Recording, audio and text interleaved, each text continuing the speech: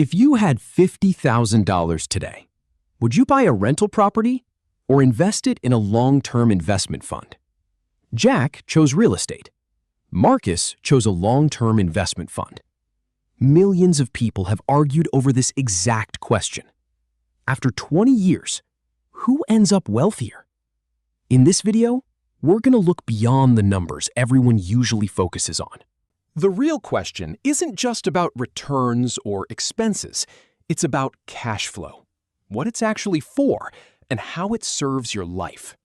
And if you enjoy financial videos that rely on real-world math instead of get-rich-quick slogans, make sure to subscribe to the channel right now.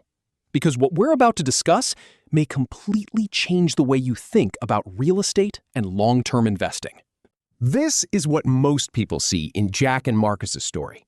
Jack uses his $50,000 as a down payment on a rental property. The monthly rental income covers most of the mortgage payment and generates positive cash flow.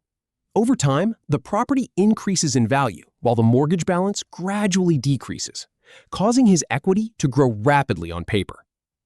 However, real estate also comes with periods of vacancy, repair costs, property taxes, insurance, and ongoing maintenance expenses, all of which can interrupt that cash flow. Meanwhile, Marcus simply invests in a long-term investment fund and continues investing consistently every month, with almost none of the operating expenses that Jack has to deal with. After 20 years, the familiar question is always the same. Who ends up with the larger amount of wealth? As a result, many people argue in favor of the investment fund. But what they're really asking for isn't for ETFs to win. They're asking for a fair comparison. If Marcus continues investing every month, then Jack should continue investing every month as well.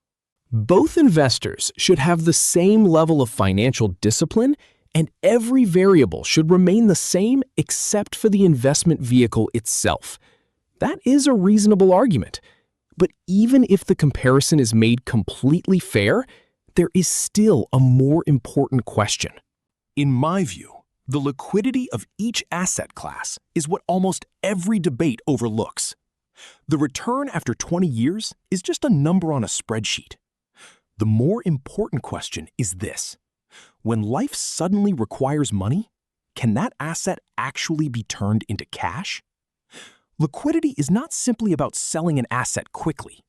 It is about being able to access exactly the amount of money you need at the moment you need it, without forcing you to abandon your long-term financial plan. Let's go back to Jack. He used $50,000 as a down payment on a rental property. Once the property had a reliable tenant, it began generating about $2,070 in rent each month. After making the $1,550 mortgage payment, Jack was left with roughly $520 in positive cash flow every month, or a little over $6,000 a year. This is the part that really matters. That money is not sitting on a spreadsheet or locked inside the value of the property.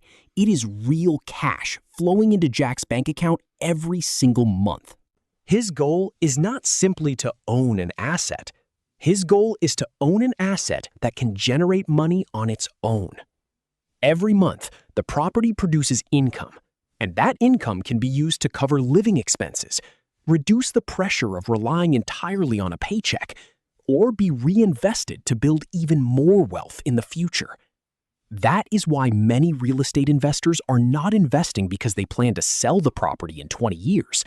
They are investing because they want a source of passive income.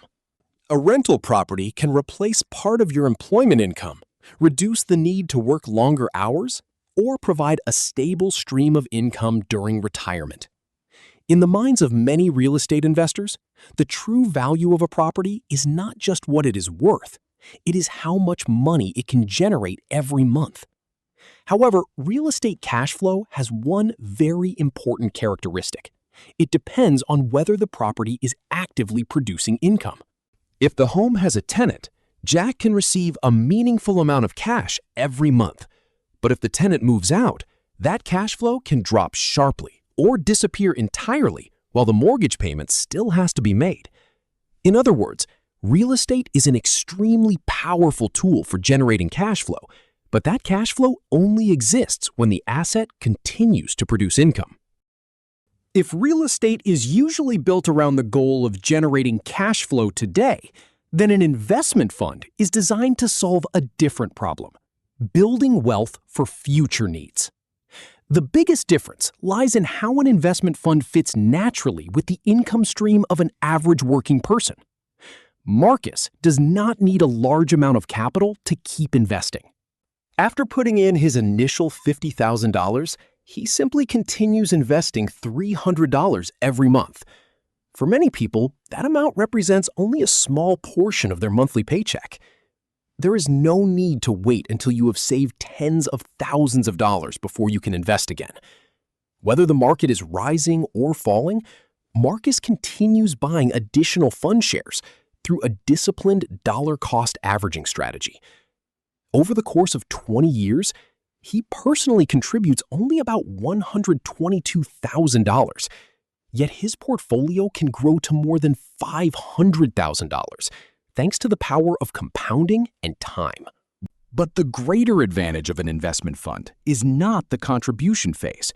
It is the ability to plan for the money you will need in the future. It could be for home repairs, helping aging parents, replacing a car, or building an emergency fund for unexpected events.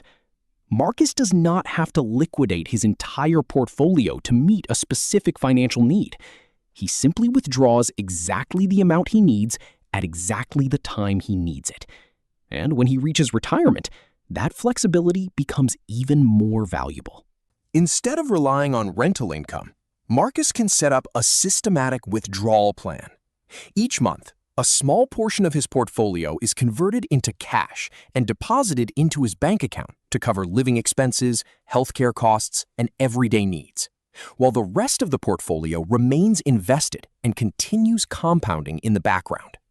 That is why many people do not view an investment fund as a tool for generating income today. They see it as a financial system for building wealth for the future. From the first dollars they save while they are working, to their children's education expenses, and eventually to retirement income. Every cash flow need can be funded from the same investment portfolio. An investment fund does not generate rental income the way real estate does, but in return, it allows investors to create cash flow that matches the needs of their lives, exactly when that money is needed. These two asset classes differ in more than just their expected returns. They are designed to solve two completely different financial problems. Real estate is optimized for generating substantial cash flow and preserving wealth. A rental property can produce a meaningful amount of income each month, enough to replace part of your employment income or cover a family's fixed expenses. Over time, the property itself may continue to appreciate, and rental income often rises with inflation.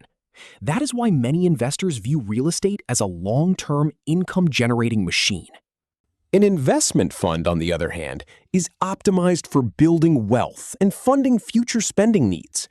You can invest consistently from your monthly paycheck, and when you need money, you can withdraw exactly the amount you need without having to sell your entire asset. The rest of the portfolio remains invested and continues compounding over time. Put simply, one asset generates ongoing income while the other provides flexibility in how you use your wealth. And that flexibility is what really matters. In real life, we rarely need all of our assets at once. We need money for a semester of college tuition, a few months of unemployment, a major home repair, or a steady stream of income during retirement. That is where liquidity becomes the most important factor. Liquidity is what turns wealth on paper into money that can actually be used when life demands it. And in many cases, the value of that flexibility is more important than which asset grows faster over the long run. After 20 years, both Jack and Marcus could become very wealthy. Jack may own a property worth well over $500,000 and be generating cash flow from rental income. Marcus may own an investment portfolio worth hundreds of thousands of dollars and continue letting that money compound for many years to come. From the outside, both of them appear successful. But this is the most important idea I want to leave you with after this video. A large amount of wealth is not the same thing as readily available cash. You may own a highly valuable piece of real estate and still have to sell it, refinance it, or borrow against it if you suddenly need money. By contrast, you may own a smaller investment portfolio and still be able to withdraw exactly the amount you need at exactly the moment you need it. So the real question is not whether real estate or investment funds generate higher returns. The real question is, what kind of cash flow does your life actually need? A large rental payment arriving every month? Or the ability to access any amount of money at any time without having to sell an entire property? That is the real difference between Jack and Marcus. And it may also be the difference between simply owning assets and building a financial system that is designed for the life you actually want to live.